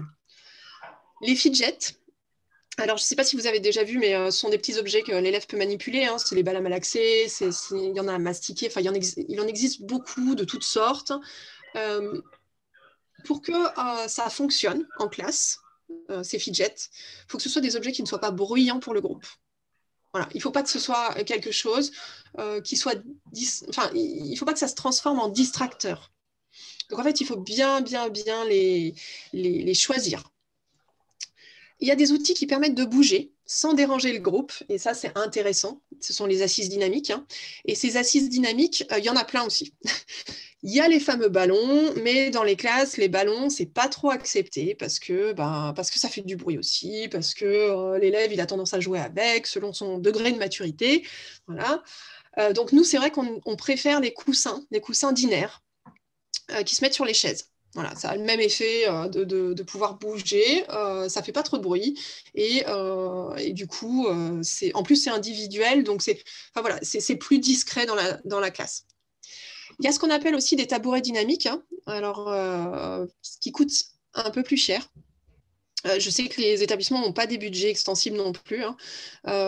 Nous, par exemple, on a fait le choix des coussins de chaise. On voit aussi que par moment, ça ne suffit pas. On a eu, par exemple, un élève de 4e, donc autant vous dire, voilà, très, très gros TDAH, non médiqué. Et là, il avait vraiment besoin d'une assise dynamique, mais parce qu'il n'arrêtait pas de se balancer en fait avec sa chaise, ça faisait beaucoup de bruit, les autres n'arrivaient plus à se concentrer, enfin voilà. Du coup, on a pensé à diverses choses, dont même un assis debout qui leur permettrait de ne pas être complètement assis, mais pas non plus complètement debout. Mais au final, dans une salle de classe, un assis debout, c'est quand même très complexe à mettre en place. Et au final, on lui a donné une chaise de bureau. Et en fait, il peut se balancer sans que ça s'entende, et puis même, il peut avoir des mouvements comme ça, sans que ça s'entende. Du coup, ça a fonctionné. Mais si on doit garder quelque chose vraiment de cette expérience-là, ce serait vraiment qu'il ne faut pas s'empêcher de tester avec ses élèves. Il faut leur poser la question voilà, s'ils veulent bien tester avec vous, mais il ne faut pas s'en empêcher. Et des fois, on a le matériel sous les yeux, et des fois, l'élève a la solution en plus en lui, et on ne lui a pas demandé. Donc, en fait, il ne faut surtout pas... Alors, il faut le test. Voilà, il faut tester jusqu'à arriver à trouver une solution. Un autre outil qui permet de bouger sans faire trop de bruit dans la classe, ce sont les élastiques. Les élastiques entre les deux pieds de table. On met, alors il y en a, ils font même avec des chambres à air de vélo. Et puis l'élève peut poser ses pieds et puis du coup il peut les balancer. Voilà, ça lui permet d'avoir un mouvement de balancier des pieds. Ça aussi, on a. Alors le seul inconvénient qu'on voit un petit peu, c'est qu'on a l'impression que les élastiques tiennent pas très très longtemps. Donc voilà, ça casse assez vite finalement. Et puis, un des outils pour bouger, c'est, je le redis, mais les métiers pour responsabiliser les élèves, mais aussi pour bouger dans la classe, quoi. Par exemple, distribuer des polycopiés, ça va lui permettre de faire le tour de la classe, hop, hop, hop, d'aller vite. Chaque élève aura son polycopier, il aura bougé, il peut se reposer, et il redescend. Il y a aussi des outils pour comprendre les situations scolaires. Parce qu'on a toujours cette sensation que l'école, c'est un lieu qui est compris par tous. Et en fait, ce n'est pas le cas. Et un élève, enfin voilà, il y a des situations scolaires, la compréhension des situations scolaires, pardon, ce n'est pas la même pour tous. Et un élève qui aura des difficultés pour se concentrer, il va louper des choses, donc il va moins comprendre. Donc c'est important de lui apporter des outils en fait, de régulation. Ça peut être, je vais prendre un exemple. Pour le bruit dans la classe, pour les interventions dans la classe, ça peut être le feu de couleur qu'on utilise. Voilà. Ce feu, il détermine les temps où il est possible de parler avec le voisin, avec les copains. Là, c'est le feu vert. Le feu orange, il faut chuchoter, donc on baisse d'un ton. Et puis le feu rouge, on est complètement silencieux, on est à l'écoute, quoi. Alors, c'est pareil, un outil pour qu'il soit efficace, il faut qu'il soit utilisé au quotidien, tout le temps, et pas que quand on sent que la pression monte. Donc, il faut qu'il soit intégré par l'adulte qui est en face. Parce que sinon, l'outil, s'il n'est pas automatisé par l'adulte, il ne sera pas automatisé par les élèves, et alors encore moins par les élèves qui ont des besoins éducatifs particuliers. Bon, je vous donne des outils en gros comme ça, mais ce ne sont pas des baguettes magiques non plus. Évidemment, chaque enfant étant différent, il y a des besoins différents, on est bien d'accord. L'outil principal, malgré tout, ça va rester beaucoup de patience, de compréhension du trouble. Et si vous êtes là ce soir, c'est parce que vous voulez comprendre ces troubles. Et puis, ce que je vous disais, laisser de divers outils pour arriver à un moment donné à un résultat. Et c'est pour ça aussi que je vais en venir à un sujet un peu plus sensible, puisque j'en viens dans le domaine de la métacognition. Et dans ce domaine de la métacognition, je sais que les tableaux de comportement sont régulièrement utilisés, notamment en primaire, dans certaines classes. Alors, les tableaux de comportement, ça peut être ils peuvent être de bons outils, s'ils sont bien utilisés. Mais je vois beaucoup d'écoles qui se servent, par exemple, des fleurs de comportement, des nuages soleil, enfin, je sais plus, pluie, enfin, il y en a plein. Le problème de ces outils, c'est qu'ils servent majoritairement aux élèves sages, calmes, qui ont un comportement scolaire attendu. Voilà. Parce que pour l'élève qui aura du mal à réguler, finalement, ils seront beaucoup dans le orange, marron, ce genre de choses, et ça ne va pas les encourager forcément l'élève va plus se dévaloriser, ça va être un cercle vicieux. Du coup, nous, on n'utilise pas ce type d'outil. Enfin, en tout cas, on ne l'utilise pas comme ça. Je vous disais que ça pouvait être un bon outil. Ça peut être un bon outil s'il est exclusivement utilisé pour montrer le positif. Ces enfants TDAH avec des troubles exé, ils sont sensibles à la valorisation, hein, beaucoup plus à la carotte qu'au bâton. Hein. Ils ont besoin qu'on leur dise qu'ils sont compétents, qu'ils vont y arriver. Donc je reviens au tableau. Ce tableau, il doit être hyper explicite. Il faut prendre un temps pour l'expliquer. Et les objectifs, ils doivent être fixés avec l'élève, ils doivent être explicités, peu nombreux et réalisables. Autant vous dire que quand même, il faut y réfléchir à ce tableau. À partir de là, seuls les comportements attendus sont notifiés par un point vert dans le tableau. On valorise la réussite et on récompense l'élève. Et cette récompense, elle doit être discutée avec l'élève en amont. Et en plus, elle est donnée à court terme. Ces élèves, ils ne fonctionnent qu'à court terme. Si vous avez décrété que si au bout de la semaine, tant de points verts, ça faisait, je ne sais pas, un quart d'heure ou alors passer le premier à la cantine, et ben, à la fin de la semaine, il faut qu'il soit passé le premier à la cantine s'il a eu ses points verts. Parce que sinon, ça ne marche plus. Il ne vous croit plus. Il n'y a plus la confiance. Je vous prends l'exemple de l'élève là, qui s'agite sur sa chaise, justement, qui répond à la place des autres, qui est complètement impulsif. L'objectif du tableau, ce sera le fameux 3 fois, pas plus de 3 fois dans la séance. Voilà, parce que le contrat oral n'a pas fonctionné. Voilà, on essaye d'en parler avec lui, on propose un tableau écrit, on lui permet de visualiser les choses et on lui demande ce qu'il veut quand il aura réussi. Et les mots ont une importance. Ce qu'il veut quand il aura réussi, et pas s'il réussit. L'élève va réfléchir de son côté. Moi, je vous conseille quand même de lui proposer, proposer des choses parce que la récompense dans le milieu scolaire, il n'y en a pas 10 000 non plus. Hein. Il faut voir en fonction de ce que préfère l'élève. Si l'élève, il aime manger, il va passer le premier à la cantine sur une semaine. Si votre élève, il aime, je sais pas, il aime effacer le tableau, voilà, bah, vous allez lui dire, bah, voilà, tu choisiras ton métier, il n'y a pas de souci. Il y a plein de petites choses. Et là, l'élève, de toute façon, va vous donner des indications sur ce qu'il souhaiterait. Et il faut quand même que la récompense, elle soit stimulante, hein, parce que sinon, ils ont besoin de stimulation, d'énormément de stimulation. Et là, pour le coup, c'est vous qui connaissez le mieux vos élèves. Et là, ce tableau de comportement, il peut fonctionner parce qu'il valorise, parce qu'il montre le positif, parce que l'élève va forcément y arriver à un moment donné, puisque vous allez mettre le premier objectif qui sera hyper réalisable. Et hyper réalisable pour arriver au second objectif à un moment donné, qui sera un tout petit peu moins, le troisième qui sera beaucoup moins, et au fur et à mesure, vous aurez créé du lien avec l'élève, vous lui aurez montré qu'il en est capable, et du coup, il va y arriver. Voilà.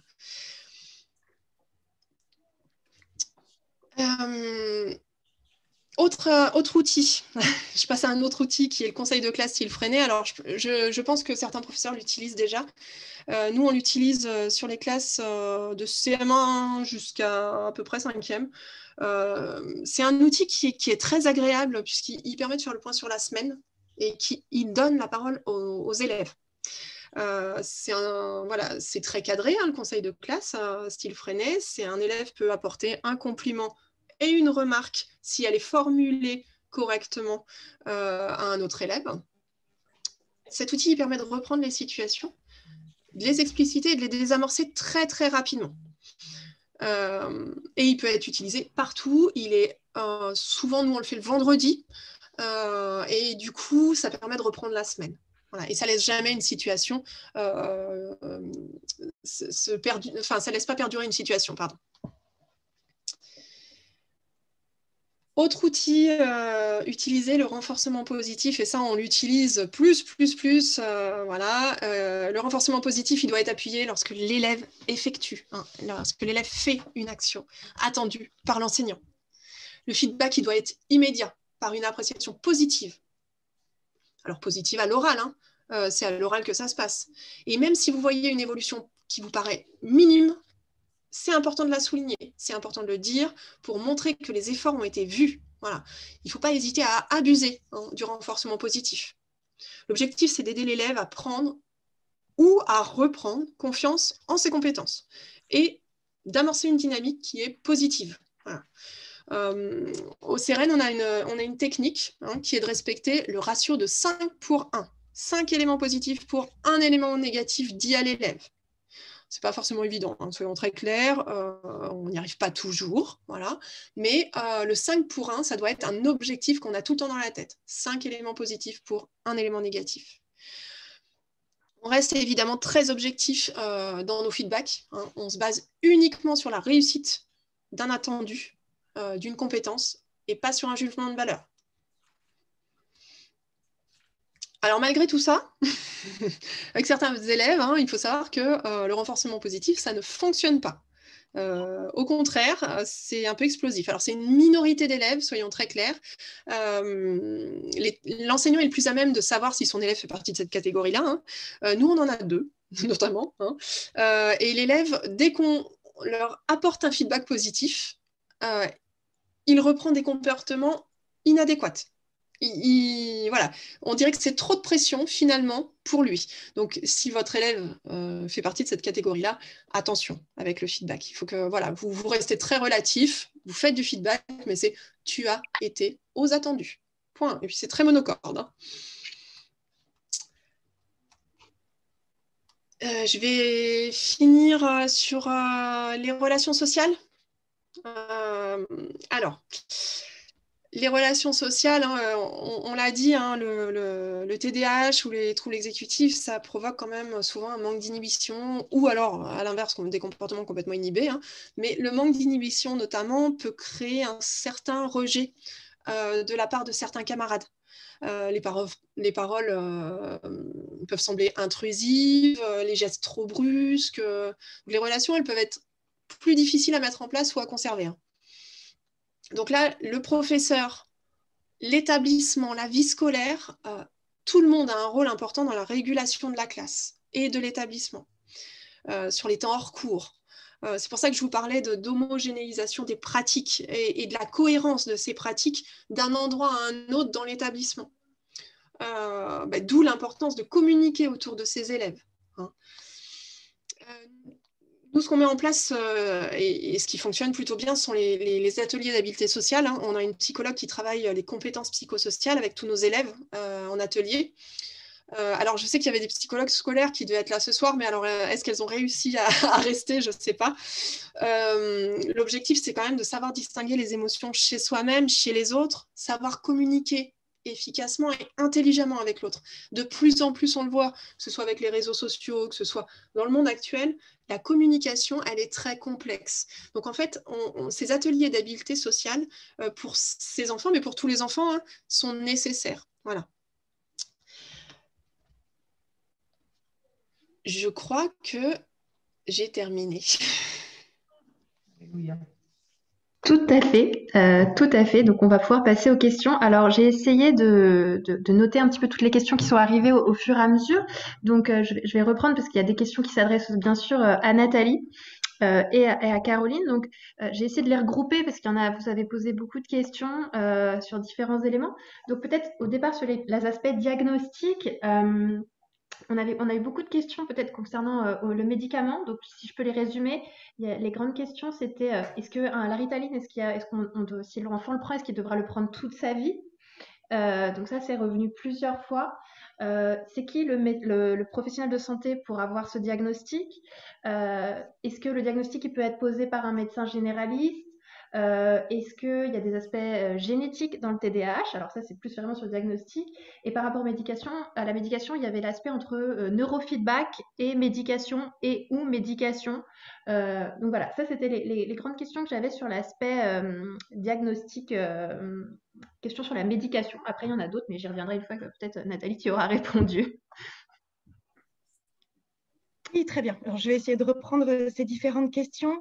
Tout d'abord, la Ritaline ou autre, enfin le méthylphénidate, toute la vie. Non, pas toute la vie. Ce qu'il faut comprendre, c'est que ces fonctions d'attention et ces fonctions exécutives, elles sont particulièrement sollicitées dans les apprentissages. Les enfants, tous les jours, ils apprennent des choses nouvelles à l'école. Donc, c'est à ce moment-là qu'ils en ont le plus besoin. Un adulte, pour la plupart, souvent on est dans un métier ou en tout cas une zone un peu plus confortable avec des choses un peu plus routinières. Il y a des adultes qui prennent un traitement par Ritaline, mais ça reste plus de l'ordre de l'exception. Donc, de prendre le méthylphénidate, c'est plus un coup de pouce à un moment donné de la vie. Et puis, comme je le disais au début, ce sont des fonctions qui maturent avec le temps. Ça mature jusqu'à l'âge adulte, l'attention, les fonctions exécutives, jusqu'à à peu près 20 ans. Donc, il y a aussi une probabilité non négligeable, même plutôt importante, que les choses se normalisent avec le temps. Donc, en général, les enfants le prennent sur quelques années, des années importantes, parce que ça a des conséquences sur les apprentissages. Il s'agit de faire le point aussi régulièrement avec le neuropsychologue, avec le médecin, pour voir si c'est nécessaire de poursuivre ou pas.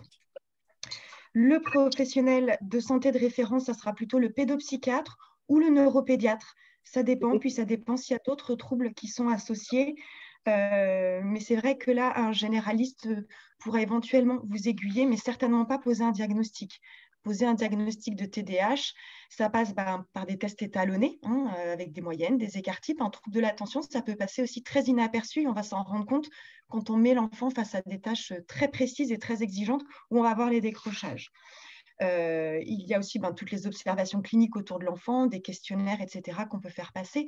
Mais il faut vraiment qu'il y ait des tests étalonnés, ce qui va donner aussi un indicateur du niveau, de l'intensité du trouble de l'enfant et de pouvoir évaluer l'évolution dans le temps.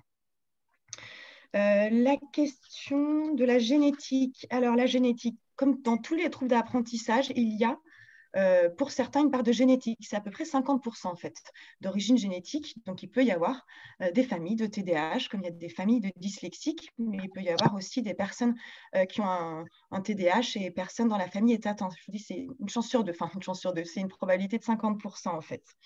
Les recherches montraient qu'il y avait à peu près 300 gènes en fait, qui étaient impliqués dans le TDAH. Donc voilà, ça fait beaucoup de choses. Il y a la question sur les neurofeedbacks. Alors, médication neurofeedback, là, il ne s'agit pas du tout de la même chose. Hein. La médication, c'est un principe biochimique pour augmenter les capacités d'attention. Dans les prises en charge, les rééducations de type neurofeedback, il en existe d'autres, hein, comme le CogMed aussi, vous en avez peut-être entendu parler. Là, l'objet de la prise en charge, c'est de la rééducation, c'est d'augmenter, de travailler sur ces fonctions. Il y a, pour le moment, absolument aucune étude qui montre que c'est quelque chose qui fonctionne sur la durée d'une part et surtout qu'il y a une généralisation. Je prends un exemple concret, hein, dans ce type de prise en charge, je simplifie un peu les choses, mais on va entraîner l'enfant sur une tâche. Ce qu'on va observer, c'est qu'avec avec le temps, l'enfant devient meilleur sur cette tâche spécifique, mais qu'il n'y a pas de généralisation à d'autres tâches, et encore moins dans la vie quotidienne ou dans la vie scolaire. Et puis on se rend compte qu'au bout d'un moment, si on arrête cet entraînement, qu'on laisse une pause d'1 mois ou 2 mois, qu'on réévalue les choses, il a perdu le bénéfice qu'il avait uniquement sur cette tâche. Donc aujourd'hui, il n'y a pas de preuves scientifiques, il n'y a pas d'études qui montrent qu'il y a vraiment un gain significatif, une amélioration des capacités grâce à ces diverses prises en charge. Ce qui fonctionne, ce qu'on sait qui fonctionne aujourd'hui, c'est toutes les prises en charge, les adaptations, les aménagements scolaires dont ma collègue vous a parlé, et puis éventuellement, c'est à discuter avec le médecin, mais une médication par méthylphénidate peut apporter une aide conséquente à l'enfant. Une autre série de questions. Alors, depuis combien de temps diagnostique-t-on ces troubles? En fait, ils existent, les TDAH, toutes les fonctions, ils existent depuis combien de temps? Qu'est-ce que des parents peuvent faire qui ont qui voient des aspects cliniques de TDAH chez leur enfant, mais on leur dit que leur enfant est trop petit pour pouvoir poser un diagnostic. Donc, vers qui se tourner? Et une autre question par rapport au trouble, est-ce que c'est un trouble qui cause un trouble du langage? Parce que parfois, c'est des enfants qui peuvent, alors selon la question, avoir des difficultés à s'intégrer dans les conversations, être parfois à côté de la plaque. Donc, est-ce que ça... Voilà. Donc... Alors, le TDAH et le langage. Alors, il y a des liens, évidemment, hein, quand on dit s'intégrer dans un groupe, couper la parole, etc. Des prises de parole intempestives, doser ses propos, choisir les bons mots. En ce sens-là, ça peut générer des difficultés. Mais quand on parle de trouble du langage oral, c'est un trouble structurel du langage. C'est un enfant qui construit mal ses phrases, accorde mal en genre, en nombre, les verbes, etc. Entre autres, hein, qui peut aussi avoir un manque du mot. Donc l'enfant va pas ou peut être gêné sur ces aspects-là, mais être gêné au niveau social et dans son lien avec les autres en tout cas. Je ne sais pas si j'ai répondu à la question. Les choses qu'on peut parfois observer chez les enfants qui ont des troubles des fonctions exécutives, c'est des difficultés de récupération des informations en mémoire. On appelle ça la mémoire effortful. C'est la recherche active en mémoire et notamment du vocabulaire. Donc, c'est des enfants qui peuvent parfois un petit peu chercher leurs mots. Mais il n'y a pas de trouble de la structure du langage. Donc, ce n'est pas un trouble en soi du langage. Depuis combien de temps le TDAH? Alors, quand on regarde un petit peu dans la littérature, en fait, les manifestations du TDAH, elles sont recensées depuis extrêmement longtemps, hein, même à l'Antiquité. Enfin, il y a des choses qui étaient relevées autour du TDAH. Après, petit à petit, on a appris à comprendre ces troubles, qu'on n'était pas non plus dans des troubles psychiatriques.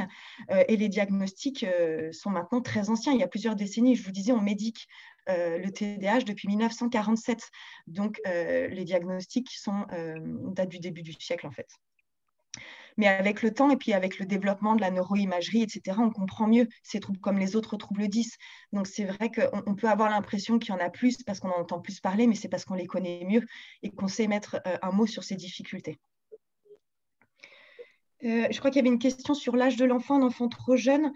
Alors, avant 6 ans, on peut quand même fortement suspecter un TDAH. Hein. Il y a quand même des choses à faire, même au cours d'un bilan neuropsychologique. À partir de 5 ans, on peut déjà faire un certain nombre de choses. Après, même si on a de fortes suspicions, c'est déjà d'y prêter attention, de le savoir, de se poser ces questions et de le prendre en compte, d'informer les enseignants. Ça n'empêche pas de mettre en place déjà des choses pour accompagner l'enfant, pour le comprendre, savoir qu'il ne le fait pas forcément exprès, pour le canaliser. Et puis ensuite être consulté. Je pense qu'on peut quand même mettre en place des suivis, même chez les tout-petits. J'ai répondu à toutes les questions. Oui, alors il y en a plein, donc c'est pour ça que j'ai essayé de faire des grands batchs, mais on a une question sur le fait qu'il y a souvent des... Alors, j'ai des questions sur TDAH et douance et au potentiel. Oui. TDAH et dyslexie et trouble 10. Est-ce que ce sont des conséquences, les autres troubles 10, ou est-ce que c'est co-occurrent? Comment est-ce qu'on fait par rapport au TDA sans hyperactivité pour les détecter?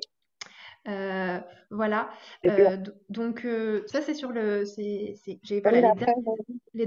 Dernière question, c'est comment est-ce qu'on peut faire pour différencier. C'est quoi les différences entre troubles anxieux généralisés et le TDAH? Voilà. D'accord. Après, je passerai aux questions scolaires. Comme ça, on répartit la parole. Il n'y a pas de souci. Alors, TDAH et douance. Alors, la douance, la précocité intellectuelle, le haut potentiel intellectuel, hein, il y a différentes façons de le nommer. Il s'agit de capacités de raisonnement et d'abstraction supérieures à la moyenne, très supérieures à la moyenne. Il s'agit d'enfants qui raisonnent très vite et très bien. Être très intelligent comme être normalement intelligent, ça n'empêche pas d'avoir des troubles des apprentissages associés. Hein, donc, on peut avoir un haut potentiel intellectuel et être dyslexique, ou avoir un haut potentiel et avoir un TDAH. Hein, c'est quelque chose de différent. Comme je vous le disais, le TDAH, comme les autres fonctions, le langage, les praxies, sont des fonctions instrumentales. Donc, ils sont au service de l'intelligence. Donc, il n'y a pas de lien de cause à effet entre les deux. Le haut potentiel intellectuel n'induit pas, n'est pas responsable d'un TDAH. Donc, je rebondis sur les autres troubles, hein, comme la dyslexie, conséquence ou co-occurrence.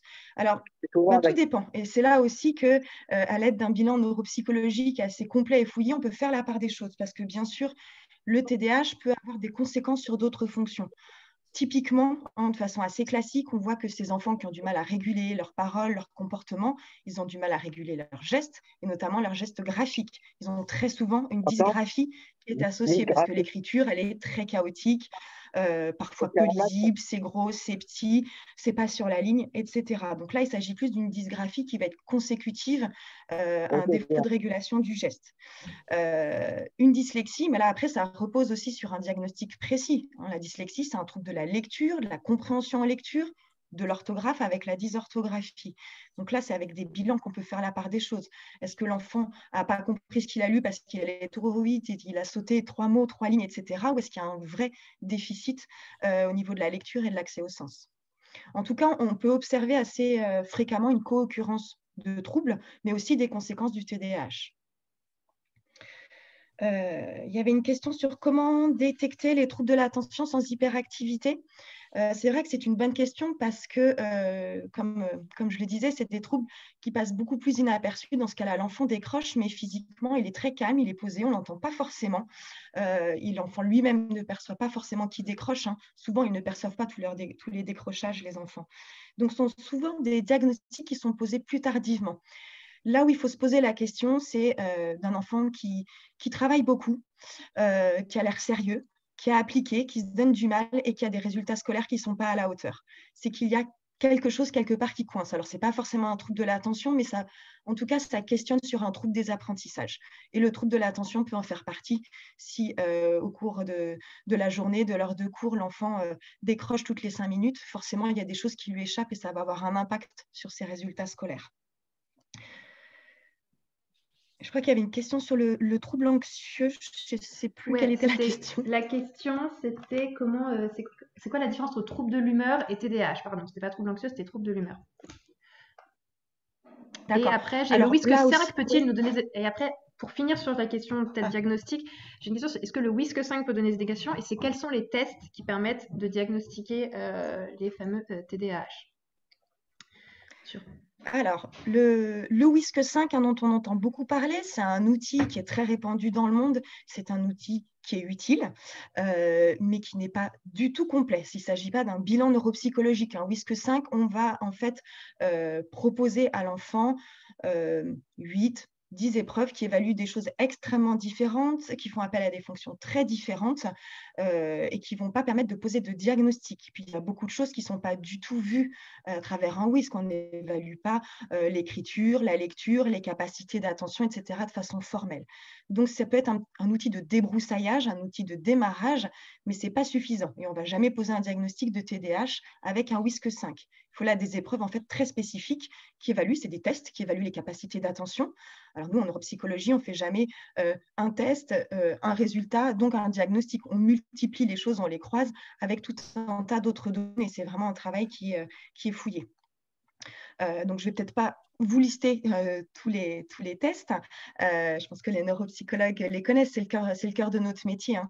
Du coup, que ce soit pour les fonctions exécutives, on a tout un tas de batteries de tests pour évaluer tous les processus dont je vous ai parlé. Concernant le trouble anxieux, non, oui. Il y avait autre chose, Elsa? Peut-être trouble de l'humeur, mais peut-être, sinon je vais passer là aux questions. Alors, je vais peut-être aux questions plutôt aussi sur les écoles, un petit peu. Alors, j'ai une question là sur comment aider un enfant avec tous ces dysfonctionnements à la maison, au quotidien, en famille. Alors, peut-être ça sera l'objet d'un autre sujet, mais c'est vrai que là, nous, on était vraiment sur les écoles, donc on va essayer de répondre d'abord, s'il vous plaît, sur les questions scolaires. Après, là, c'est les mêmes choses. Hein. Ouais, c'est les rituels, c'est les procédures, c'est la valorisation, c'est la même chose, voilà, mais dans le quotidien. Et c'est ça. Et il y avait une question justement sur les tableaux de comportement. Est-ce qu'il y avait quelqu'un demandait dans les questions, est-ce qu'on pouvait parler un peu plus des tableaux de comportement? Donc, Caroline, peut-être ces tableaux de comportement, justement, comment les mettre à la maison. Il y avait une question sur est-ce que la méditation, ça peut aider ces élèves? Est-ce qu'on peut faire des pauses cerveau encore au lycée? Vers qui on peut s'orienter pour les habiletés sociales? Est-ce que toutes ces recommandations, c'est des choses qu'on peut mettre dans un PAP? Ok. Alors, le tableau de comportement, je reviens dessus. Les tableaux de comportement, je sais qu'il y a beaucoup de personnes qui les utilisent en vert, jaune, rouge, par exemple, ou en vert, orange, rouge, comme les feux. Et du coup, ce qu'on essayait de dire, c'est que l'objectif, c'est de fixer un objectif précis à l'enfant et de noter quand l'enfant a réussi, par exemple, sur une demi-heure à se canaliser, on lui met un point vert. Quand c'est ou sur une heure, hein, ça dépend vraiment de comment est l'élève à ce moment-là. Hein. Et du coup, au fur et à mesure, on a défini avant, en fait, le nombre de points verts qui va déclencher la récompense. Voilà. Et au bout d'un moment, quand il a ce point vert, il a cette récompense. Voilà. Je ne sais pas si c'est très clair, Mais on va utiliser en fait ce tableau de comportement pour aller vers du positif, vers le fait qu'il arrive à se canaliser, il arrive à canaliser ses comportements. Et c'est des tableaux On de va pas comportement du qu'on tout... peut mettre à la maison aussi, justement. Exactement. Ouais, je peux vous donner un exemple si vous voulez à la maison. C'est vrai que c'est des questions qui Ouais. nous sont souvent posées, des choses qu'on peut proposer aux familles. Voilà, les retours, ce que j'observe assez souvent, c'est que les parents peuvent dire que, par exemple, il y a des situations compliquées à la maison. Typiquement, le matin, se préparer pour aller à l'école, prendre le petit déjeuner, s'habiller, se brosser les dents, prendre ses affaires et partir. Les parents expliquent à quel point c'est usant, qu'il faut répéter chaque étape 50 fois. Ça peut être un objectif qui est travaillé à l'aide d'un tableau de comportement. C'est-à-dire qu'à chaque fois que l'enfant fait ces différentes étapes tout seul sans qu'on lui répète 10 fois, il a un point vert chaque matin. Et au bout de 10 points verts, il y a une récompense qui est définie, choisie aussi avec l'enfant. Ça peut être voilà, quelque chose qui le motive. Donc, c'est pour ça qu'il faut aussi qu'il soit acteur, mais une sortie au cinéma, bon, c'est pas la bonne récompense en ce moment, mais un jeu de société en famille, enfin voilà, quelque chose qui lui fait plaisir, un temps ensemble, à te faire la cuisine, je ne sais pas. On ne met pas d'objectif financier, on ne gagne pas d'argent, c'est un point qui est quand même important. Et surtout, chaque point vert gagné est gagné. On n'enlève pas, on ne perd pas des points verts, on n'a pas de points rouges parce qu'on ne l'a pas fait. On n'a pas gagné son point vert. Peut-être qu'il faudra 10 jours, 15 jours ou 20 jours pour avoir les 10 points verts, mais ensuite l'objectif est atteint et on peut travailler à un autre objectif. À définir suivant ce qui peut être le plus difficile à la maison et travailler comme ça 1 ou 2 objectifs maximum à la fois, le renouveler 2-3 fois et quand on sent que les choses commencent à être automatisées, on peut passer à autre chose. Ce sont des enfants qui fonctionnent bien à l'automatisme aussi. Ils manquent de flexibilité mentale. Donc, ce qui est automatisé, en général, ensuite, ça perdure un peu dans la durée. Alors, les questions sur le PAP, peut-être, Caroline, je te laisse répondre. Oui. Le PAP. Alors, le PAP, moi, si je pouvais vous conseiller quelque chose, c'est déjà le PPS, hein, voilà, projet personnalisé de scolarisation. Le PAP, il est interne à l'établissement, donc voilà, le PPS, normalement, il est censé être mis en place. C'est pas un choix, voilà. Mais oui, évidemment que vous avez des cases sur le PAP et le PPS aussi. Où vous pouvez mettre le matériel qu'il utilise en classe et donc auquel il aura droit aussi pour ses examens. Nous, on s'en sert beaucoup, hein, et évidemment, pour que ce soit accepté par l'équipe pédagogique, il vaut mieux quand même qu'il y ait eu discussion. Voilà. Qu'il y ait eu discussion avec l'équipe et on explique pourquoi l'élève a ses aménagements. Et là, ça passe tout de suite mieux. Mais évidemment qu'on note tout dans le PAP, hein, et on fait valider ça par l'établissement parce que sinon l'établissement ne mettra pas en place ces aménagements. Au lycée, les pauses cerveau, évidemment que ça fonctionne toujours.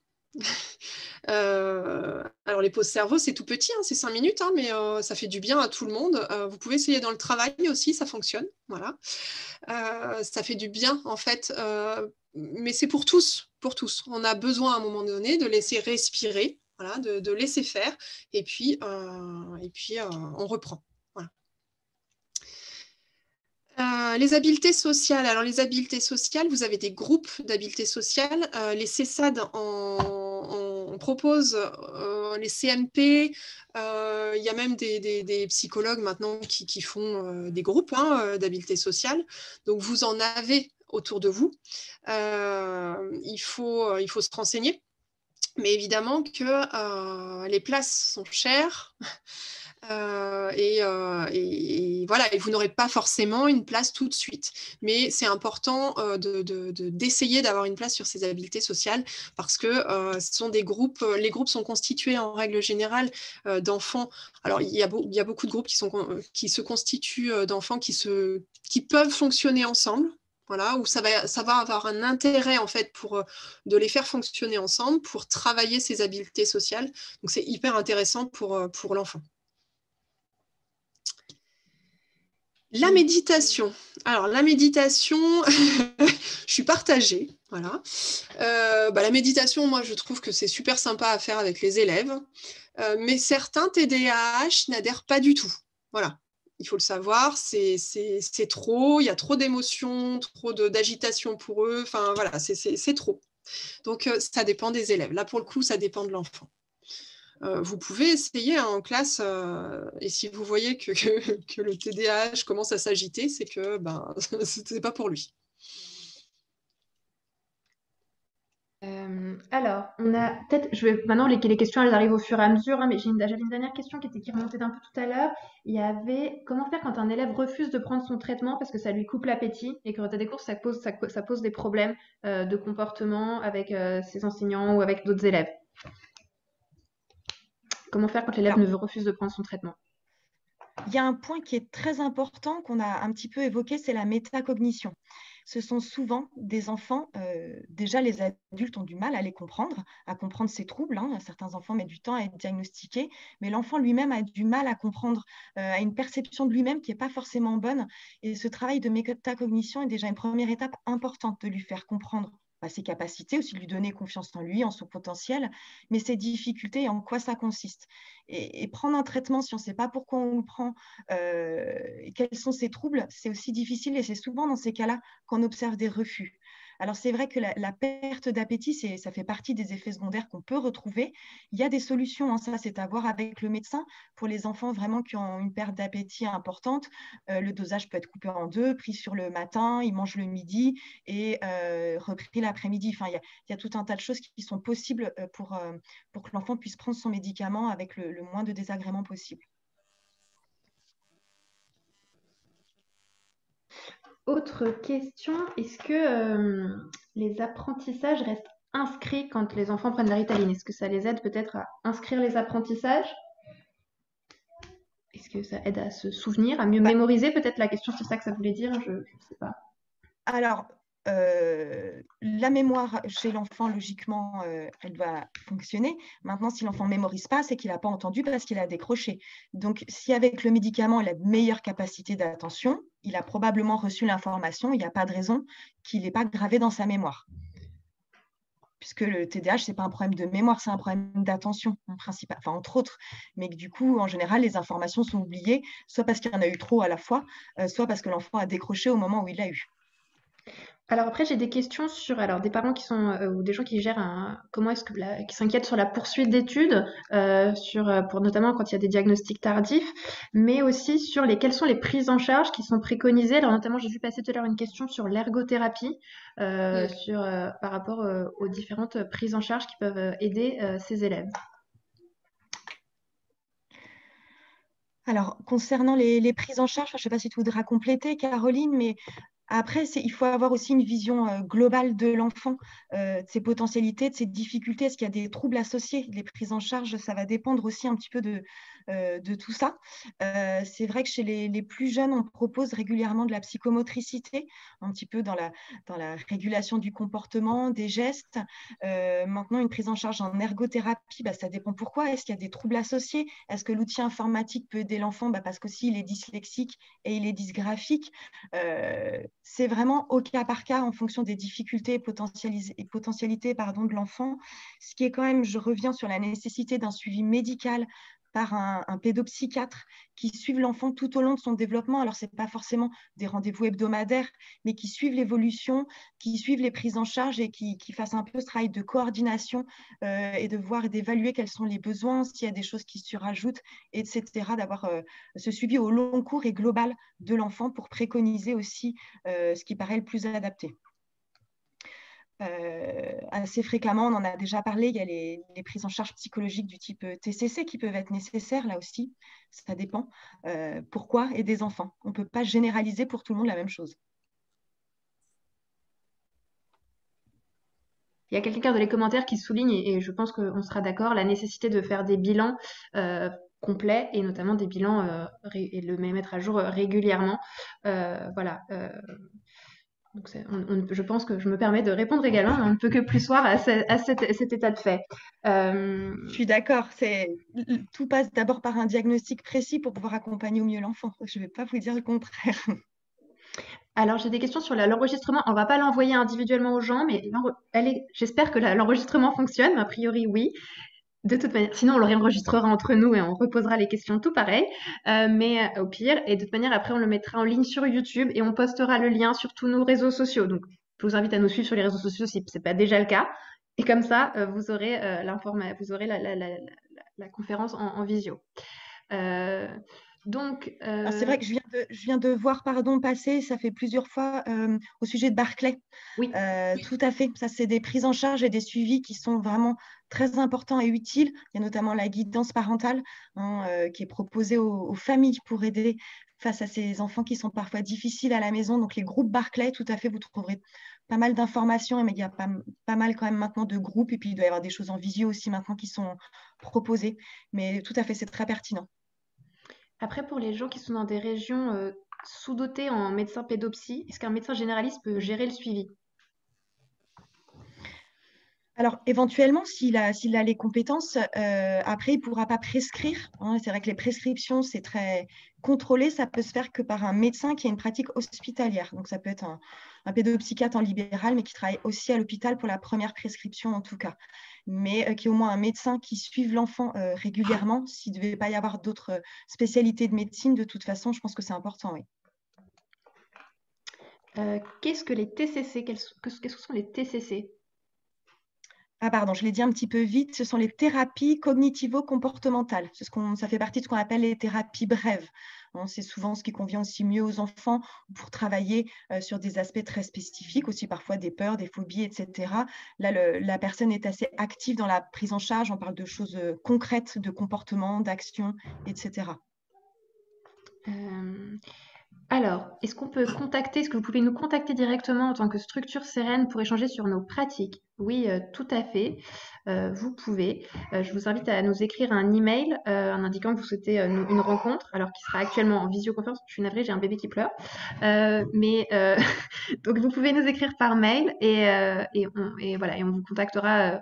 Là, tout de suite, maintenant, on est un peu tendu en termes de temps, de gestion de temps, mais promis, dès qu'on a un peu plus de temps, on le fera, on vous contactera les gens qui souhaitent un échange.